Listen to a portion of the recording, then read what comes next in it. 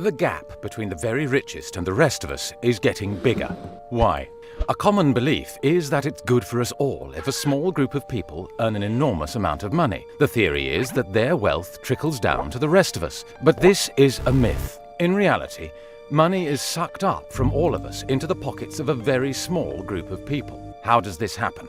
One reason is It's probably because money is fake. the way that money is created. Printed out of thin air. Right now, almost all of the money in our economy is created by banks when they make loans. Now, most people assume that when banks make loans, they're lending out someone else's savings, but they're not. They're printing it out of thin air. That's how they make their money.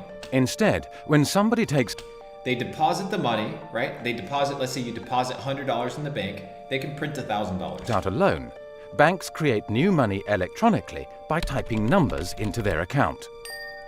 97% And you work your entire life when these motherfuckers, oh, you want 10 grand? Here you go, bitch.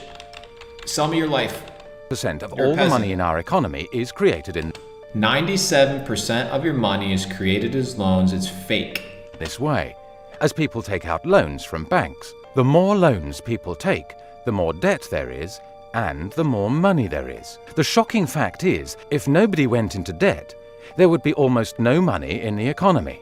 Our economy depends on the electronic money created by banks. But because the money is created when people borrow, someone, somewhere, has to pay interest on every pound created. We do. They create the fake money, then they loan it out back to us, and it was created out of thin air. The scam is incredible. Like, trust me, this scam is genius. Because instead of having slaves that you whip, you used to have slaves that you dangle this fake printed money in front of. You don't teach them about money, obviously, because if they knew about it, they would tell you to fuck off. And you have a working economy. You have a bunch of little peasants. In effect, we are renting the money we need to run our economy from the banks. This means that in the UK alone, together we pay the banks £192 million in interest every single day.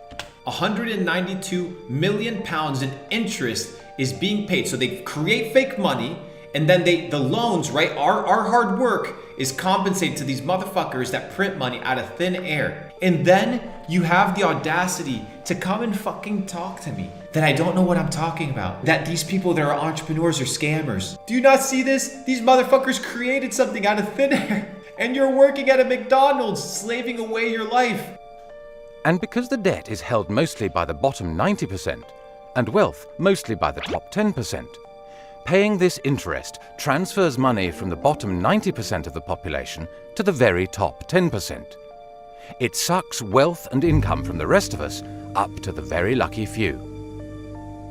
So as long as we have to rent the money we use from the banks that create it, we'll have to keep paying this huge interest bill, and the gap between the richest and the rest of us will keep increasing. Did you not see what happened over the last 2 fucking years? I'm gonna explain to you guys what happened over the last 2 years. They created a fake to have a reason, okay, to flood the entire system with fake money. They had already bought their positions in the marketplace, but they needed to exit those positions, right? Because they need to reset the system. So what do? They give all the fucking normies their $1,800 stimulus checks. And what do they say? Well, you know what? We need to take care of you.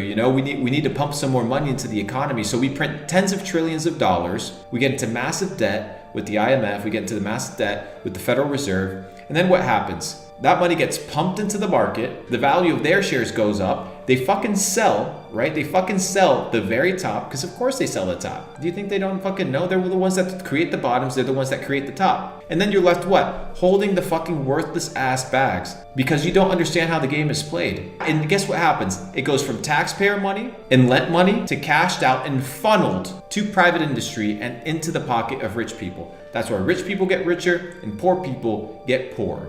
That's how the system works.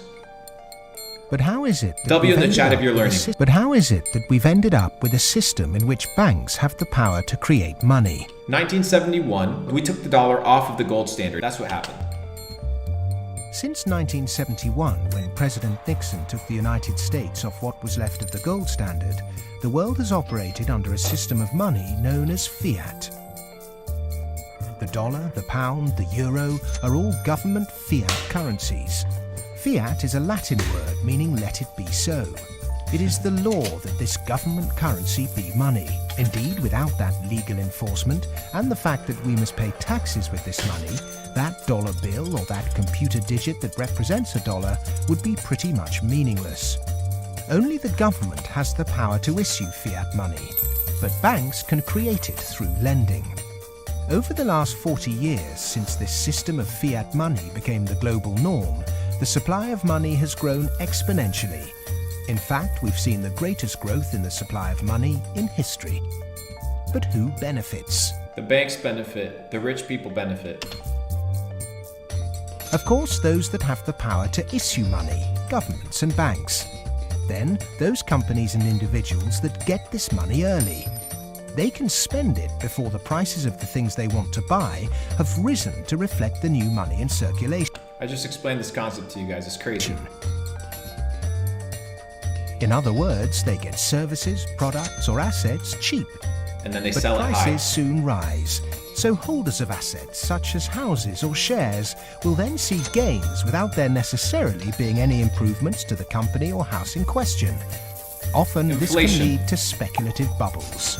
But what about those at the bottom And they're not speculative bubbles. You know what they are? They are fabricated bubbles because that's how fiat fucking money works. of the pyramid? Those on fixed wages or incomes, those who live in remote areas, or those with savings. By the time this newly created money has filtered down to them, the It's prices of the worthless. things they want to buy have increased. Their savings buy them less, however, and their wages remain largely unchanged.